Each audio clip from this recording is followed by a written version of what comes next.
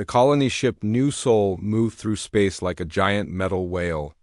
Inside its belly, 50,000 humans slept in their pods, dreaming of the new world they would call home. Commander Daeho Kim stood on the bridge, looking out at the stars. After 3 years of travel, they were almost there. "Sir, we're getting close to Kepler 442b, said Nari Park. She was the captain of the ship's defense wing. Her fingers danced over the control panel as she checked their weapons. The Gauss cannons were ready, just in case. Daeho nodded. He was a quiet man with gray hair and kind eyes. Leading this mission was the biggest job of his life. These people trusted him to find them a safe home among the stars. "Any signs of life on the planet?" he asked. Minsu Lee looked up from his engineering station. He was young and smart, always fixing things that broke. "The planet looks good, sir. Clean air, water, and no dangerous animals. It's perfect for us." So Young Choi sat at her tactical station watching the screens. She was good at reading patterns and finding trouble before it found them. "Sir, I'm picking up something strange. There are metal objects near the planet.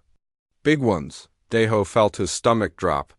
"How big?" "Really big, sir. Much bigger than us." The bridge went quiet. Everyone knew what this meant. They were not alone. Suddenly, the main screen lit up. A face appeared that made everyone step back. It was not human. The creature had purple skin and 4 eyes that glowed yellow. Sharp teeth filled its mouth when it spoke. "Unknown vessel," the alien said in perfect human language. "You have entered Valthari space. I am Admiral Kethanor of the Imperial Fleet.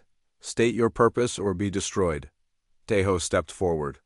His hands were shaking, but his voice was steady. "This is Commander Daeho Kim of the human colony ship New Sol. We come in peace. We're looking for a new home." The alien laughed. It was not a nice sound. "Humans? We have heard of your kind. You still use kinetic weapons, don't you? How ... primitive?" Nari Park felt angry. She had spent years training with their Gauss cannons. They were not primitive. They were powerful and accurate, but she kept quiet. "Your scanning is correct," Daeho said. "We use magnetic acceleration weapons, but we mean no harm to anyone." Admiral Kethanor's 4 eyes looked amused. "Magnetic projectile toys. How quaint. Do you really think metal bullets can hurt modern ships?" On the engineering deck, Minsu Lee was already working. His fingers moved fast over the controls, checking their Gauss cannon systems. The weapons used powerful magnets to shoot metal slugs at incredible speed. Each slug was as big as a person's fist and moved faster than lightning. "Sir," Minsu said quietly into his communicator, "our weapons are ready. All 6 Gauss cannons are charged and waiting." Haewon Young stood next. To him, she was the chief scientist, older and very smart. She studied the alien ship on her screen. "Look at this, Minsu. Their shields glow with energy. I think they use plasma technology." "What does that mean?" Minsu asked. "It means their shields are made to stop energy weapons. Lasers, plasma bolts, things like that. But I wonder..." She paused, thinking hard. Back on the bridge, Admiral Kethanor was still talking. "Your timing is unfortunate, humans. This planet belongs to the Valthari Empire. We have claimed it for mining operations." "We didn't know," Daeho said. "We can find another planet. We don't want any trouble." "Too late for that," the alien admiral said. His 4 eyes seemed to glow brighter. "You have seen our ships. You know our location. This cannot be allowed." So Young Choi looked at her screens. She counted 12 alien ships around them. Each one was twice the size of New Sol. They had weapons that glowed with blue energy and shields that sparkled like stars. "You have 1 solar cycle to decide," Admiral Kethanor continued. "Surrender your ship and become our slaves, or we will destroy you. Your primitive weapons cannot hurt us." The screen went dark. The bridge was silent for a long moment. 50,000 sleeping people depended on them. 50,000 men, women, and children who just wanted a new home. "Options?" Daeho asked quietly. Nari Park checked her weapons again. "We have 6 Gauss cannons. Each one can fire metal slugs at 30,000 meters per second. But sir, they have 12 ships and energy shields. Can we run? Daeho asked. No sir, So Young Choi said. They're faster than us, and they know we're here now. Min-Soo Lee's voice came over the communicator. Sir, I need to tell you something. Professor Jung has an idea about their shields. Put her on, Daeho said. Hae-Won Jung's voice was excited. Commander, I've been studying their shield technology. It's designed to stop energy weapons. But our Gauss cannons don't use energy. They use magnetic fields to accelerate solid metal. What are you saying? Daeho asked. I'm saying their shields might not work against us. But it's just a theory. I could be wrong. Eun-Gi Kang joined the conversation. She was a physics professor who had volunteered for the colony mission. Hey, one is right. Energy shields work by dispersing heat and electromagnetic radiation, but a solid projectile moving at high speed is different. It's like trying to stop a thrown rock with a flashlight. Daeho thought about this. How sure are you? Not sure at all, Yoon-Ji admitted. We've never tested this, but the physics makes sense. Sir, Nari Park said. Even if their shields don't work, we're still outnumbered. 12 ships against one. But we don't need to win, So Young Choi said suddenly. We just need to survive. Long enough to send a message back to Earth, let them know what we found. Admiral Kathner-S ships moved closer. They formed a circle around New Seoul like sharks around a wounded fish. Their energy weapons started to glow brighter. Sir, they're charging weapons, Nari reported. Daeho looked around the bridge at his crew. These people had traveled 3 years through space to find a new home. They deserved better than this. All right, he said. Here's what we're going to do. Min-Soo, get our Gauss cannons ready. Maximum power. Nari, prepare all defensive systems. So Young, find me the biggest alien ship. If we're going down, we're taking someone with us. Yes, sir. They all said together, down in engineering, Min-Soo worked with sweat on his face. He pushed the Gauss cannon power beyond safety limits. The magnetic coils grew hot, but they held together. Charging complete, he reported. All 6 cannons ready to fire. Target their command ship, Daeho ordered. On. The alien ships, Admiral Kathner was not worried. He had fought many battles against many species. Energy shields had never failed him. These humans with their ancient kinetic weapons would learn why the Velthari ruled this part of space. Begin the attack, he ordered his fleet. The battle was about to begin. And none of them knew that one shot would change everything. In the engineering bay of New Seoul, Min-Soo Lee wiped sweat from his face. The Gauss cannon systems were running hotter than ever before. He had pushed them past their normal limits, but they were holding together. How much power can we get? Asked Hae-Won Jung. The chief scientist stood next to him, watching the numbers on her screen. About 40% more than normal, Min-Soo said. But I don't know how long the magnetic coils will last at this level. Hae-Won nodded. She was thinking about physics and math, trying to understand how their weapons might work against alien shields. Tell me about the projectiles we use. Each slug is made of dense metal, Min-Soo explained. They weigh about 2 kilograms and are shaped like bullets. When the magnetic field accelerates them, they reach 30,000 meters per second. That's fast enough to punch through almost anything, Hae-Won said. The question is whether their energy shields can stop solid matter moving at that speed. Meanwhile, on the bridge, Jae-Hyun-Oh was studying everything they knew about the Velthari. He was the colony's military strategist, good at finding weaknesses in enemy plans. Commander, he said to Daeho Kim, I've been watching their ship movements. They're not taking us seriously. What do you mean? Daeho asked. Look at their formation. They've spread out too much. They're not using proper battle tactics. I think they expect us to surrender without a fight. So Young Choi looked up from her tactical station. He's right, sir. They're positioned like they're dealing with a cargo ship, not a warship. Nari Park checked her weapons one more time. Maybe that gives us an advantage. If they're not ready for a real fight, we might surprise them. Back in the science lab, Eun-Ji Kang was working with complex equations. She was trying to figure out exactly what would happen when their Gauss cannon projectiles hit Velthari shields. The problem is that we don't know how their shields work, she said to herself, but we can make educated guesses. She pulled up everything humans knew about energy shield technology. Most of it came from their own experiments and theories. No human had ever seen working energy shields before today. Energy shields work by creating a field that absorbs or redirects electromagnetic radiation, she typed into her computer. They can handle lasers, plasma bolts, and particle beams. But what about kinetic energy? She ran calculations in her head. A 2-kilogram metal slug moving at 30,000 meters per second had tremendous kinetic energy. It would hit with the force of a small bomb. The shields might not even detect it, she realized.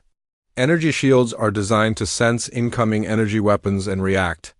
But a solid projectile doesn't give off the same signals. On the alien command ship, Admiral Kathner was feeling confident. He stood in his command center, looking at the human ship on his main screen. It was smaller than his smallest warship. Report, he said to his tactical officer. The human ship has 6 kinetic weapons, Admiral, magnetic acceleration type. Primitive but functional. Kathner laughed. Kinetic weapons. I haven't seen those in 50 years. Some of the Outer Rim pirates still use them, but they're completely useless against modern shields. Should we raise full defensive screens? The tactical officer asked. Don't waste the power, Kathner said. Keep shields at minimum. These humans can't hurt us with their ancient weapons. He opened a communication channel to his other ships. All vessels maintain loose formation. This will be over quickly. The humans will see that their weapons are useless and surrender. But Kathner was making a mistake. The Velthari Empire had ruled space for so long that they had forgotten what it was like to face new technology. Every species they had conquered used energy weapons. Every battle they had fought was against lasers and plasma cannons. They had never fought humans before. Back on New Sol, Minsu Li was making final adjustments to the Gauss cannons. Each weapon was a marvel of human engineering. Powerful electromagnets, arranged in a long barrel, could accelerate metal projectiles to incredible speeds. The beauty of these weapons, he explained to Haewon Young, is that they're simple. No exotic materials, no complex energy systems. Just magnetism and good old-fashioned physics. Sometimes simple is better, Haewon agreed. Complex systems have more ways to fail. She was thinking about the alien ships and their energy shields. The Velthari had advanced technology, but maybe they had made their weapons too complicated. Minsu, can you modify the projectiles? She asked. What kind of modification? Make them denser, harder. I want maximum kinetic impact. Minsu smiled. I can do better than that. I can shape them to penetrate armor, make them more like arrows than bullets. On the bridge, Daeho Kim was talking to his senior officers. I want everyone to understand what we're facing. 12 alien warships against our 1 colony ship. They have energy weapons and shields. We have Gauss cannons and hope. What are our chances? Ask Nari Park.J Hyano answered before Daeho could speak. If we fight like they expect us to fight, 0. But if we can surprise them, maybe we have a chance. Surprise them how? So Young Choi asked. By not behaving like any enemy they've fought before, Jae Hyun said. They expect energy weapons. They expect standard battle tactics. We give them something completely different. And Ji Kang's voice came over the communication system. Bridge, this is Professor Kang. I need to share my analysis with you. Go ahead, Professor, Daeho said. I've been studying the physics of our situation. Energy shields are designed to stop energy, but our Gauss cannons fire solid matter. The 2 technologies work on completely different principles. Explain it simply, Daeho requested. Imagine you're standing in a rainstorm with an umbrella. The umbrella stops the rain, which falls from above. But if someone throws a rock at you from the side, the umbrella won't help. So you think their shields won't work against our weapons? I think there's a good chance they won't, but I could be wrong. This is all theory. Admiral Kathner was getting impatient. The humans were taking too long to surrender. He decided to encourage them with a demonstration of power. "Fire a warning shot," he ordered. "Show them what real weapons can do." One of his ships fired a plasma bolt past New Sol. The energy beam lit up space with brilliant blue light. It was beautiful and terrifying at the same time. "There," Kethenor said with satisfaction. "Now they understand what they're facing." But the humans did not surrender. Instead, something unexpected happened. "Sir," reported the Valthari tactical officer, "the human ship is powering up their weapons." "What?" Kethenor couldn't believe it. "They're going to fight us?" "It appears so, Admiral." Kethenor shook his head. "These humans were either very brave or very stupid. All ships, prepare for battle. But keep it short. I don't want to damage their ship too much. We might need it for spare parts." On New Sol, the final preparations were complete. Minsu Li had loaded all 6 Gauss cannons with specially designed penetrator rounds. Each projectile was now shaped like a long needle, designed to concentrate all its energy into a small point. "Weapons ready," Nari Park reported. "Shields at maximum," So Young Choi added. "Target selected," Jay Hyono said. The largest alien ship, their command vessel. Dae-ho Kim looked around his bridge one last time. These people had become his family during the long journey from Earth. Whatever happened next, they would face it together. "All hands, prepare for combat," he announced over the ship's communication system. "This is not the homecoming we planned, but we are still humans. We adapt, we survive, we protect what matters most." In the engineering bay, Minsu Li placed his hand on the Gauss cannon control panel. Everything they had worked for came down to this moment, Professor Young, he said. "I hope your theory is right. So do I, Minsu. So do I." The battle was about to begin, and no one knew that human engineering was about to shock the galaxy. Space around planet Kepler 442 be filled with tension as the two fleets faced each other. The Valthari ships formed a loose circle around the human colony ship, their hulls gleaming purple and silver in the starlight. Energy weapons began to glow. Along their sides, like angry eyes, Admiral Kethenor stood in his command center, all 4 eyes focused on the main screen. The human ship looked so small compared to his mighty fleet. He had been fighting battles for 30 years and had never lost. Today would be no different. "Begin the attack," he ordered with confidence. "Show them the power of the Empire." The first Valthari ship fired. A brilliant blue plasma beam shot across space toward New Sol. The energy bolt was beautiful and deadly, hot enough to melt through steel like butter, but the humans were ready.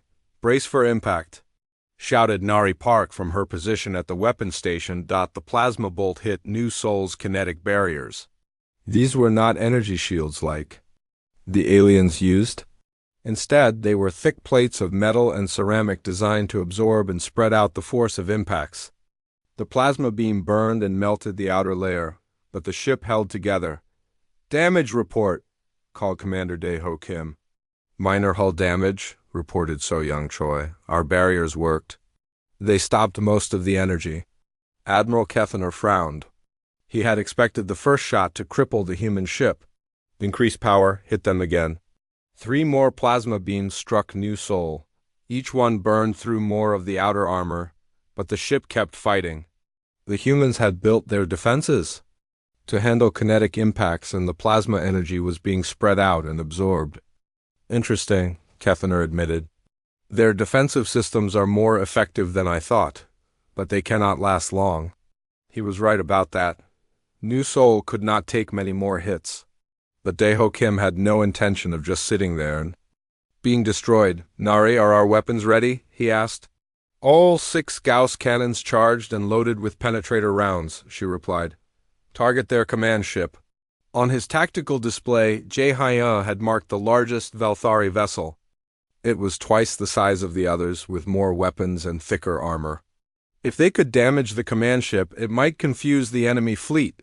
"Sir," he said to Dae-ho, "they're not taking us seriously. Look at their formation. They're spread out like they're hunting a wounded animal, not fighting a real battle." Dae-ho looked at the tactical display. Jay Hyan was right. The alien ships were positioned carelessly, as if they expected an easy victory. Maybe we can use that against them? Daeho said. In the engineering section, Minsu Lee was monitoring the Gauss cannon systems. The magnetic coils were running hot, but they were stable. Each weapon was ready to fire its specially designed projectile. "How are we doing?" asked Haewon Young, who was watching the power readings. "Good so far," Minsu replied. "The cannons are holding together. When we fire, each projectile will have maximum kinetic energy."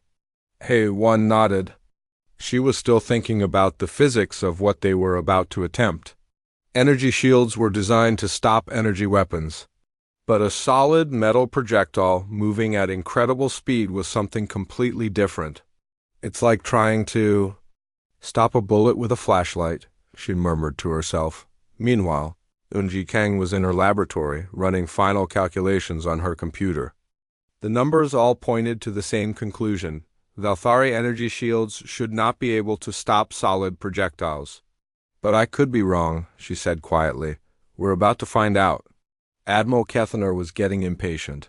His ships had fired several more plasma bolts at the human vessel, but it was still fighting. The primitive kinetic barriers were more effective than he had expected. Enough playing around, he decided. All ships, concentrate fire. Destroy them quickly. 12 Velthari warships began charging their main weapons.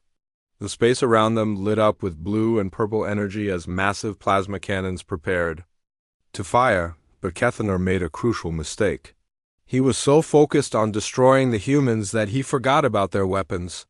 In his mind, kinetic weapons were harmless toys that could not penetrate modern shields. "Sir," his tactical officer reported, "the human ship is targeting us. Let them," Kethaner laughed. "Their primitive projectiles cannot hurt us. Our shields will stop anything they can fire." This was the moment that would change everything on New Seoul. Commander Daeho Kim gave the order that would rewrite galactic history. "Fire all weapons," he commanded. Nari Park pressed the firing controls. "Gauss cannons firing now." 6 magnetic acceleration cannons fired at exactly the same moment. The powerful electromagnets accelerated the metal projectiles to 30,000 meters per second in less than a second. Each slug was shaped like a long needle, designed to concentrate maximum force into the smallest possible area. The projectiles were invisible to the naked eye, moving too fast to see. They crossed the space between ships in a fraction of a second, Admiral. Kethaner watched his main screen with amusement as the human weapons fired. His ship's energy shields were at full power, glowing with protective energy. No kinetic weapon had ever penetrated Velthari shields, but then something impossible happened. The first projectile hit his ship's shield and passed right through it as if the shield was not there at all. The energy barrier that had protected Velthari ships for centuries simply ignored the incoming metal slug. The projectile struck the ship's hull with tremendous force. It punched through the outer armor, then the inner armor, then kept going. It tore through corridor after corridor, destroying everything in its path. "What was that?" Kethaner shouted as his ship shook from the impact. "Sir, we've been hit!" His tactical officer reported in shock. "Direct hit to the primary hull. Impossible. Our shields are at full power." "The shields did not stop it, sir. The projectile went right through them." Kethaner stared at his screen in disbelief. For the first time in his long military career, he did not understand what had happened. The other 5 projectiles hit their targets a split second later. 5 more Velthari ships shook from direct hits. Their energy shields, which had never failed before, had completely ignored the incoming kinetic weapons. "Damage reports." Kethaner demanded. Reports flooded in from all over his fleet. Every ship that had been hit was badly damaged. Hull breaches, destroyed systems, casualties among the crew. The human weapons had done exactly what they were designed to do. "How is this possible?" Kethaner asked his science officer. "Sir, I don't understand it either. Our shields should have stopped those projectiles, but they had not stopped them. The energy shields that made the Velthari Empire so powerful were useless against solid matter moving at high speed on New Seoul. The The bridge crew watched in amazement as their shots found their targets. Direct hits on all targets. Reported. So young Troy, their shields didn't work. Nari Park said in excitement. Professor Jung was right, Daeho Kim said with relief. Their energy shields can't stop our kinetic weapons. But their celebration was short-lived. The Velthari fleet was still much larger than their single ship. Even damaged, the alien vessels had enough firepower to destroy them. Sir, Jae-hyo warned. They're charging weapons again. All ships this time. How long to reload our cannons? Daeho asked. 30 seconds, Min-Soo Lee reported from engineering. 30 seconds felt like forever when facing 12 angry alien warships. Admiral Kethenor was furious and confused. His shields had failed, but he still had superior numbers and firepower. All ships maximum power. Destroy that vessel immediately. But something had changed in the battle. The Velthari crews were no longer confident. They had seen their invincible shields fail for the first time. Doubt crept into their minds. On the human ship, everyone worked frantically to reload their weapons. Min-Soo Lee pushed the Gauss cannons even harder, ignoring safety warnings as the magnetic coils overheated. 20 seconds to reload, he reported. Sir, So Young Choi called out, all alien ships are targeting us. Incoming fire in 10 seconds. Daeho Kim looked around his bridge at the people who had become his family. They had done the impossible once. Now they needed to do it again. Steady, everyone, he said calmly. We've shown them they're not invincible. Now let's show them that humans don't give up. The second exchange of fire was about to begin. The aliens had numbers and experience. But the humans had something the galaxy had never seen before. Weapons that could ignore energy shields completely. The balance of power was shifting. One shot at a time. The second wave of Velthari plasma fire lit up space like a deadly light show. 12 ships fired at once, sending brilliant energy beams toward the human colony ship. Admiral Kethenor watched with grim satisfaction as the combined firepower of his fleet focused on New Sol, but something was different this time. The alien admiral was no longer confident. His mind kept returning to the impossible sight of human projectiles passing through his energy shields like they were made of air. How did they do that? He muttered to himself. On New Sol, the plasma bolts struck their kinetic barriers with tremendous force. The outer armor melted and burned, but the ship's structure held together. Commander Daeho Kim felt the deck shake under his feet as each impact sent vibrations through the hull. Damage report, he called out. Hull integrity at 60%. So Young Troy responded. We can't take many more hits like that, but the humans were not just defending. In engineering, Min-Soo Lee had pushed the Gauss cannon reloading systems beyond their limits. The magnetic coils were glowing red with heat, but they were working.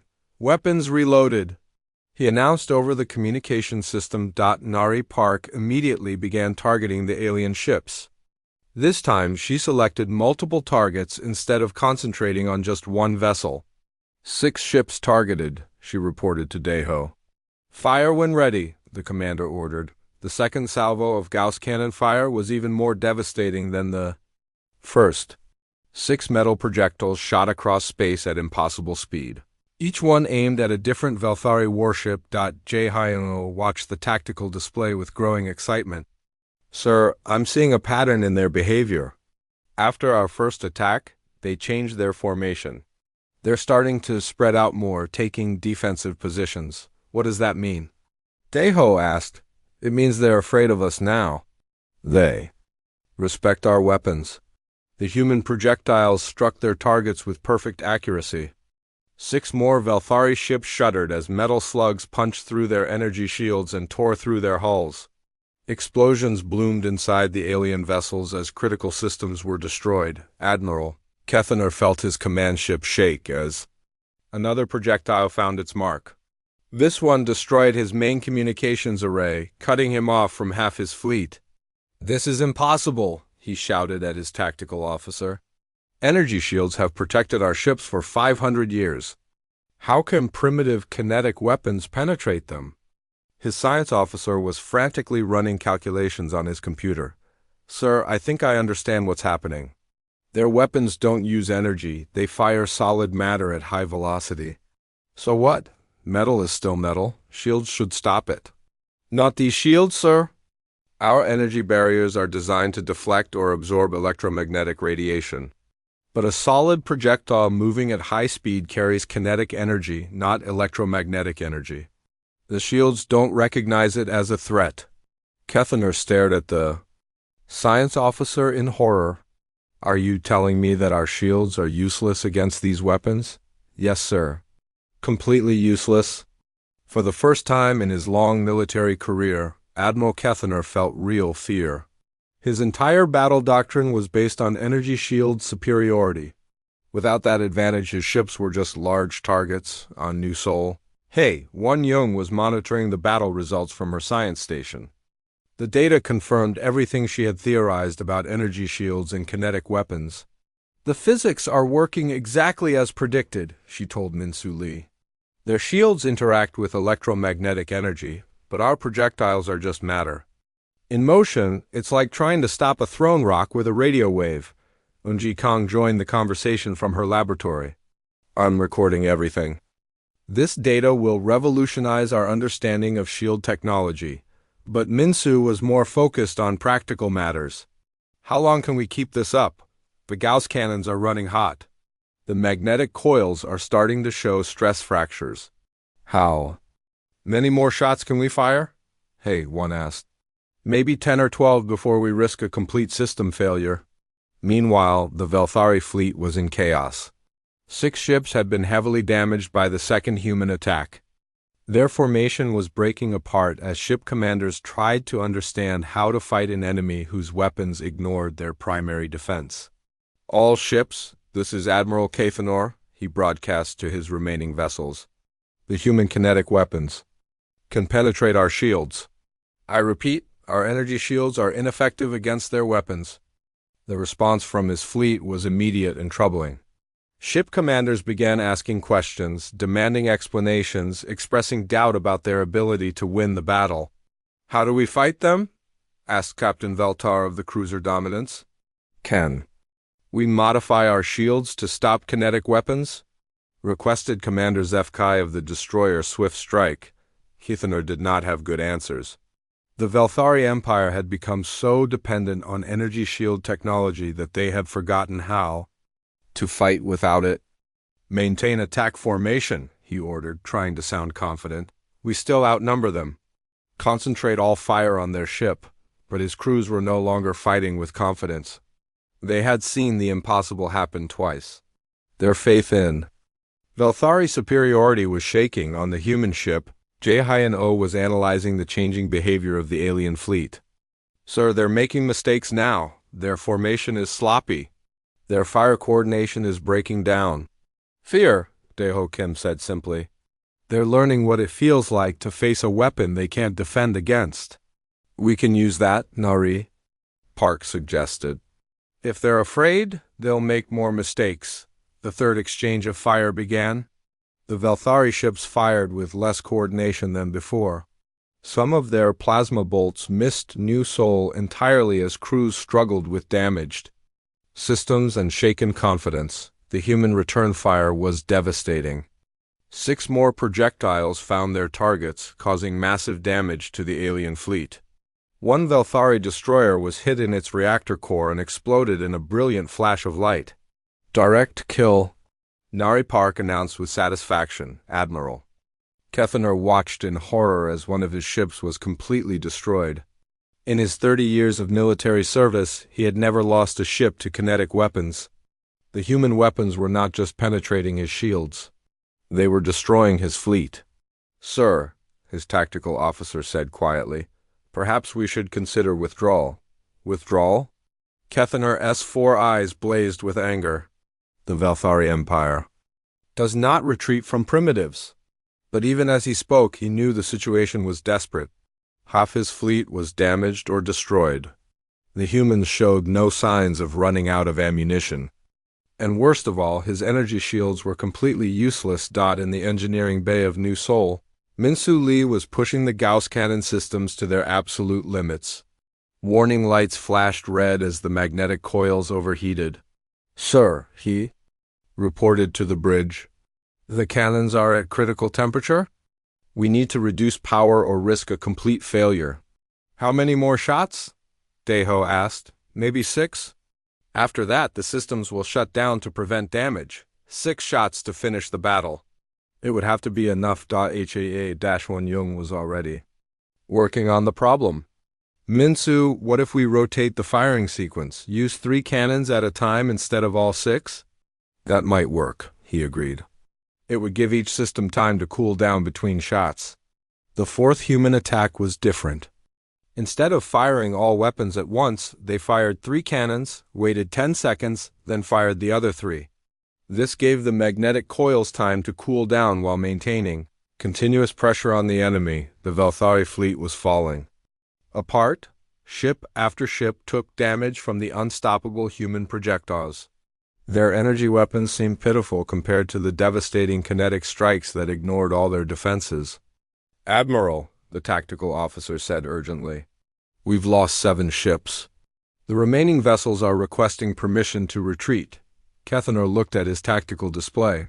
The human ship was still there, still fighting, still firing those impossible weapons. His mighty fleet was being destroyed by a single colony ship with primitive technology. For the first time in 500 years of Velthari dominance, an enemy had found a way to make their advanced technology useless. Send a message to the High Command, Kethenor said quietly. Tell them we have encountered a new threat. Tell them the humans have weapons that can penetrate energy shields. Sir, are we retreating? Kethenor looked at the human ship one more time. They had done the impossible. They had rewritten the rules of space combat with simple physics and clever engineering. Yes, he said finally, we retreat, but this is not over. The galaxy must know about this threat. As the surviving Velthari ships began to withdraw, Deho Kim stood on his bridge and watched them go. The impossible had happened. 50,000 sleeping colonists were safe, and the galaxy would never be the same. The shot that changed everything had been fired. Now the consequences would spread across the stars. The Velthari retreat left an eerie silence in space around Kepler 442b, Commander. Deho Kim stood on the bridge of New Seoul, watching the alien ships disappear into the darkness. What should have been a moment of celebration felt heavy with the weight of what they had just unleashed upon the galaxy. Sir, So Young Choi reported from her tactical station. All enemy vessels have jumped to hyperspace. We're alone. Damage report? Deho asked. Hull integrity at 40%, she replied. We can make repairs, but we'll need time. Min-Soo Lee's voice came over the communication system from engineering. Sir, the Gauss cannon systems are offline for maintenance. The magnetic coils need at least 12 hours to cool down properly. But Deho's mind was already moving beyond the immediate battle. Jae-Hyun, analysis of what just happened? Jae-Hyun Oh looked up from his strategic planning station. Sir, we didn't just win a battle. We broke their entire military doctrine. Energy shields have been the foundation of galactic warfare for centuries. We just proved they're useless against kinetic weapons. Nari Park was checking the status of their weapon systems. Sir, there's something else. When we captured sensor data from that damaged Velthari ship that didn't retreat in time, I found something interesting. What kind of something? Deho asked communication logs. The Velthari weren't just patrolling this system, they were managing it. This planet is part of a much larger empire. Hey, Won Young joined the conversation from her science station. I've been analyzing the data from their ship's computer. The Velthari Empire controls dozens of star systems. And they're not the only ones, explain, Deho said. The galaxy is full of species that use energy-based weapons technology. Plasma cannons, laser arrays, particle beams, and of course energy shields. Every major civilization follows the same technological path. Yinji Kang's voice came over the intercom from her laboratory. Bridge, this is Professor Kang. You need to hear what I've discovered. Go ahead, Professor. The Velthari ship's database contains information about dozens of species. All of them use energy weapons. All of them have energy shields. But more. Importantly, many of them are not willing members of the Velthari Empire. You mean slaves? Deho asked. Conquered peoples. Species that were forced to join the Empire because they couldn't stand against Velthari military technology. Their energy weapons couldn't penetrate Velthari shields, so they had no choice but to surrender. The implications hit everyone on the bridge at the same time. They had not just discovered a way to fight the Velthari. They had discovered a way to free everyone the Velthari had conquered. How many species are we talking about? Jaehyun asked. According to this data, at least 40 different civilizations across this sector of the galaxy, Yinji replied. Some of them have been under Velthari control for hundreds of years. Deho felt the weight of responsibility settling on his shoulders. They had come here to establish a peaceful colony. Instead, they had stumbled into the middle of a galactic empire built on technological superiority. Sir, Nari Park said quietly, we have a choice to make. We can try to hide what happened here, establish our colony quietly, and hope the Velthari leave us alone. Or, Deho asked, though he already knew the answer, or we share our technology with every oppressed species in the galaxy and watch the Velthari Empire collapse. Minsu Lee had finished his preliminary damage assessment and joined them on the bridge.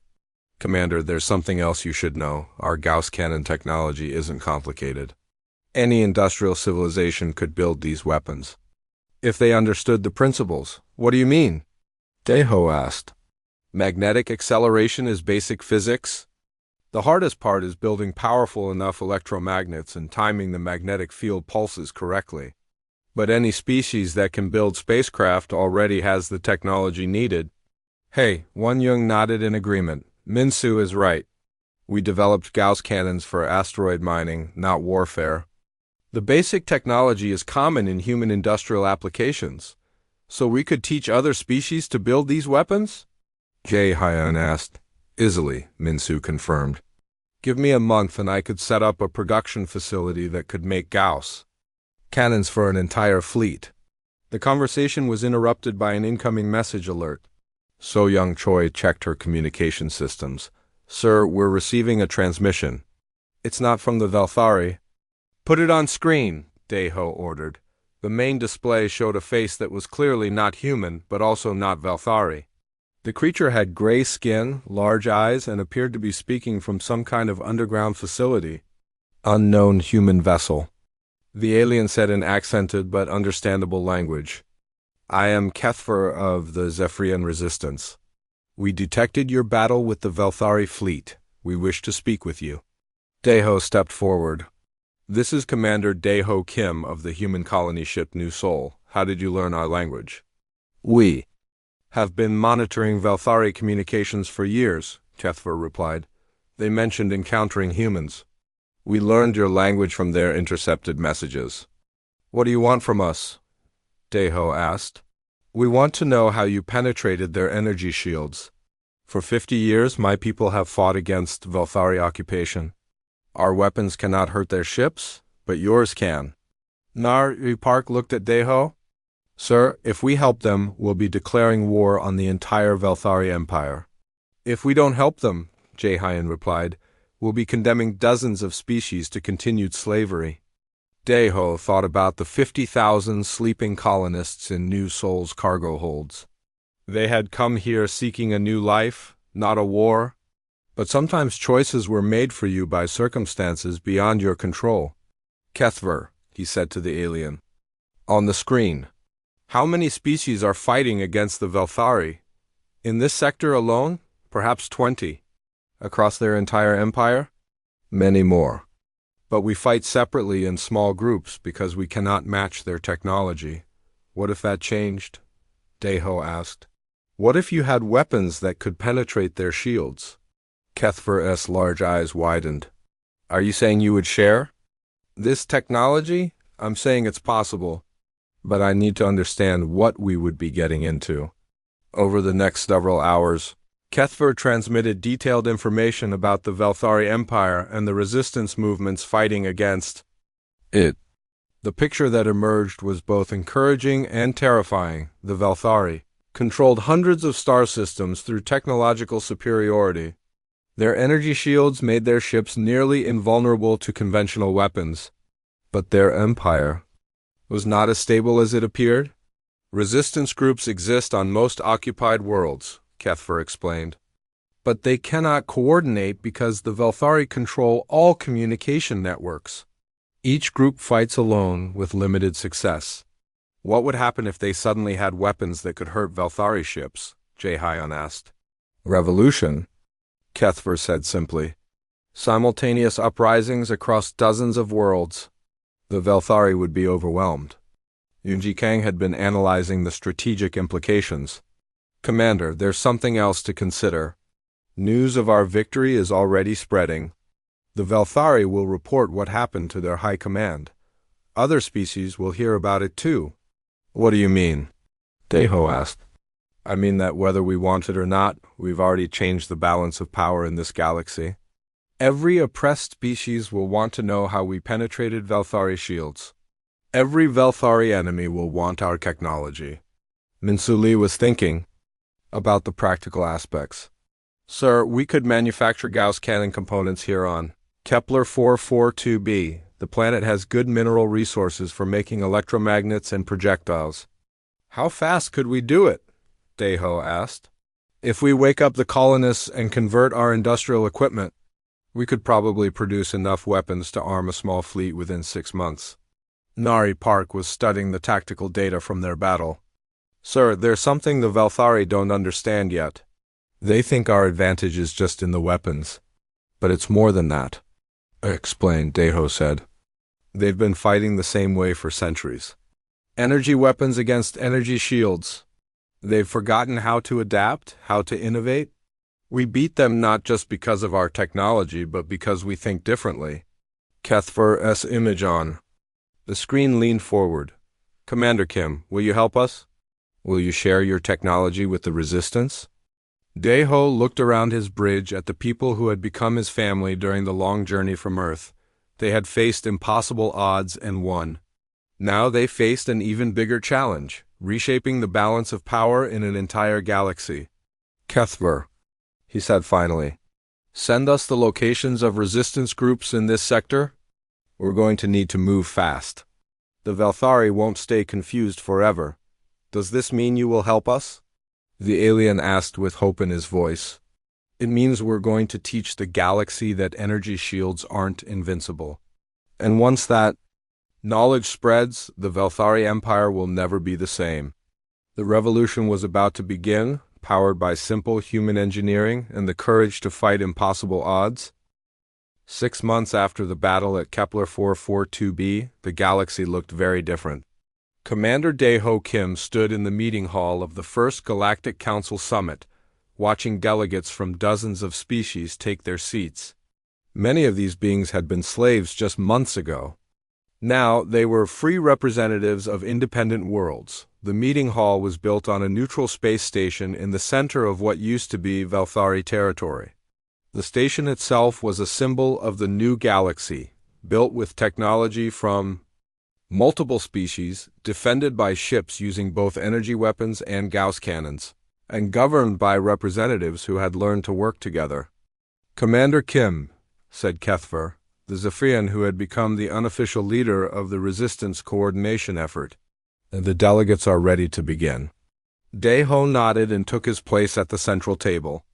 It still felt strange to be treated as a galactic hero. 6 months ago, he had just been a colony ship commander looking for a new home for his people. Nari Park entered the hall wearing the uniform of the new Galactic Defense Initiative. She now commanded a fleet of ships from 12 different species, all armed with human-designed Gauss weapons. Her quiet competence had made her the obvious choice to lead the defense forces. Status report? Daeho asked her quietly. All sectors. Report stable, she replied. The last Velthari holdout fleet surrendered yesterday. Admiral Kethaner himself signed the peace agreement. It had been a remarkable transformation. Once news of the human victory spread through resistance networks, uprisings had begun on dozens of worlds simultaneously. Species that had been conquered Centuries ago suddenly had weapons that could penetrate the energy shields that had kept them enslaved. Minsu. Lee walked up to join them. He looked tired but satisfied. For the past 6 months, he had been traveling from world to world, teaching alien engineers how to build Gauss cannon systems. His simple industrial technology had become the foundation of galactic freedom. How many worlds now have Gauss cannon production? Deho asked him. 43, Minsu replied with pride. And more coming online every week. The Kaleri Federation just completed their first shipyard using our magnetic acceleration technology. So Young Choi approached from the communication center. Sir, we're receiving final confirmations from the outer systems. Old delegates have arrived and are ready to vote on the new galactic constitution. The constitution was something that would have been impossible under Velthari rule. It established the principles of technological sharing, mutual defense, and species equality. Most importantly, it banned the use of military technology to enslave or conquer other civilizations. And the Velthari delegation? Deho asked. Admiral Kethaner is here, So Young confirmed. He's requested a private meeting with you before the session begins. Deho was curious about this. The proud admiral who had once dismissed human weapons as primitive toys now wanted to talk. Send him in.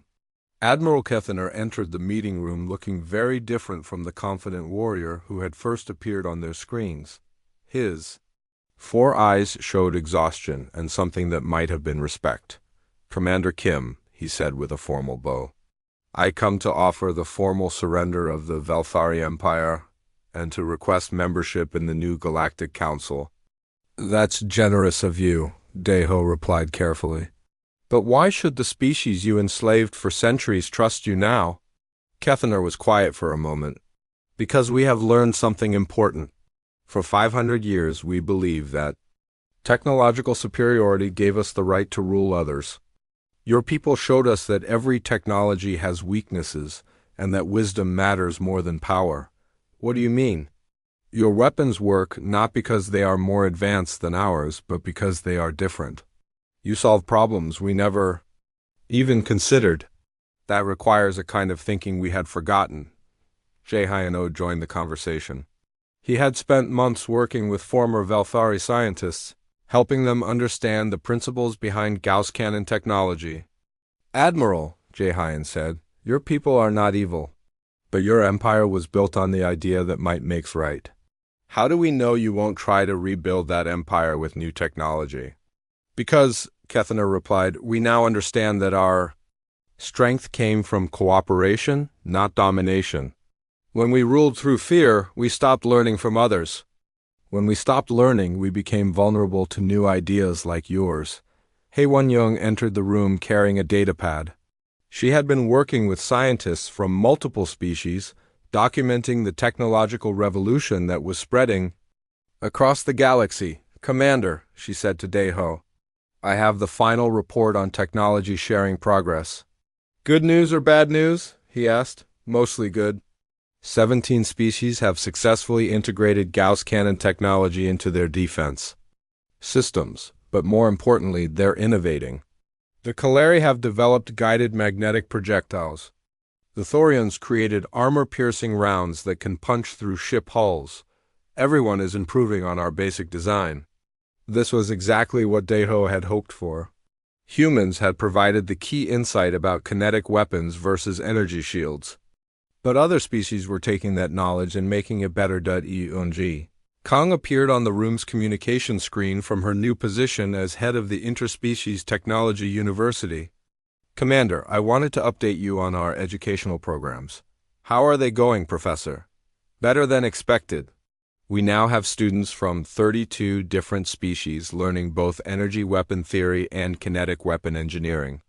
The goal is to make sure no single technology ever dominates the galaxy again. Any interesting discoveries? Haewon asked. Several. The Velthari energy shield technology is actually quite brilliant when you understand it properly. And the Zephyrion plasma cannons are more efficient than anything we've ever built. When you combine different approaches, you get solutions no one species could develop alone. Admiral Kefner listened to this with growing amazement. You are sharing all of your technological secrets? Of course, Deho replied. That's the point. When everyone has access to the same knowledge, no one can use technology to enslave others. But what if someone uses your weapons against you? Minsuli answered before Deho could speak. Then we'll have to be smarter, not just stronger. That's how progress works. The main session of the Galactic Council began an hour later. Delegates from 47 different species sat together in the Great Hall. Many were former enemies who had been forced to fight each other under Velthari rule. Now they were working together to build something new. The first vote was on the fundamental principle of the new galactic order. No species shall use technological superiority to conquer or enslave another species. The vote was unanimous. The second vote established the Galactic Defense Initiative, with Nari Park as its first commander. Her job would be to coordinate defense efforts and ensure that no aggressive empire could rise again. The third vote created the Interspecies Technology Sharing Agreement. All member species would share their technological knowledge freely, ensuring that innovation would always stay ahead of any attempt at domination. And now, announced Kethver, who was serving as the session moderator, we come to the final vote, membership in the Galactic Council for the reformed Velthari Republic. The debate was intense. Many species had suffered under Velthari rule for centuries, but others argued that excluding them would only create new conflicts. Admiral Kefner was given a chance to speak. I cannot undo the harm my empire caused, he said to the assembly. But I can promise that the Velthari Republic will never again seek to dominate others. We have learned that our strength comes from cooperation, not conquest. The vote was close, but the Velthari were accepted into the council by a margin of 3 votes. After the session ended, Deho found himself on the observation deck of the space station, looking out at the stars. Nari Park joined him there. Do you think this will work? She asked. This new galaxy we're trying to build? I don't know, Deho admitted, but it's better than what came before. The colonists are settling in well on Kepler 442b, Nari reported. They're calling the main city New Sol after our ship, and they're happy. They're building farms and schools and libraries. They're raising families and making art and discovering new things about their world. Isn't that what we always wanted? Deho smiled. Yes, it is. Minsuli appeared beside them. Looking out at the stars? You know what's funny? He said. We developed Gauss cannons for asteroid mining. We just wanted to dig rocks out of space more efficiently. And instead you accidentally broke a galactic empire, Nari laughed. Sometimes the best solutions come from the simplest ideas, Deho observed. Haewon Young joined them on the observation deck. I've been thinking about what happens next, she said. We've changed the balance of power in this galaxy. But there are other galaxies out there, other empires we haven't met yet. Are you worried? Deho asked. No, she replied. I'm excited. Because now we know that no matter how advanced someone's technology might be, there's always another way to solve the problem. Human engineering isn't about having the most powerful weapons, it's about thinking differently. And teaching others to think differently too, added Unji Kang, who had joined the conversation via communicator from her university. The students here are all red.